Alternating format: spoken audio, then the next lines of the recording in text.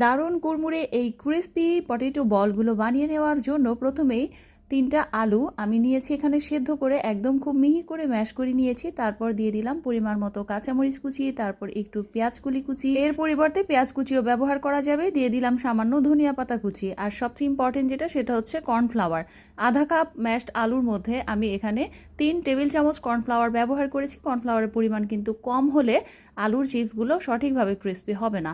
আচ্ছা, এরপর দিয়েছি পরিমাণ মতো লবণ, আর মশলা হিসেবে শুধু আমি 1 চা চামচ চটপটি মশলা ব্যবহার করেছি। চাইলে এখানে জিরা গুঁড়া, তারপর ধনিয়া গুঁড়া এগুলোও ব্যবহার করা যায়। সবকিছু উপকরণ একসাথে মিশিয়ে নিয়ে এরপর চলে আসলাম এগুলো ভেজে নিতে। চুলায় একটা কড়াই বসিয়ে পরিমাণ মতো তেল দিয়েছি। তারপর হাতের সাহায্যে ছোট ছোট গোল গোল বল করে আমি সেই মিশ্রণটা এভাবে গোল্ডেন ব্রাউন করে ভেজে নিয়েছি। তৈরি হয়ে গেল সুপার ক্রিস্পি দারুন ইয়াম্মি পটেটো বল চিপস। আসছে রোজা ইফতারিতে কিন্তু খুব ঝটপট এই পটেটো বল চিপসটা তৈরি করে ইফতারিতে রাখতে পারেন।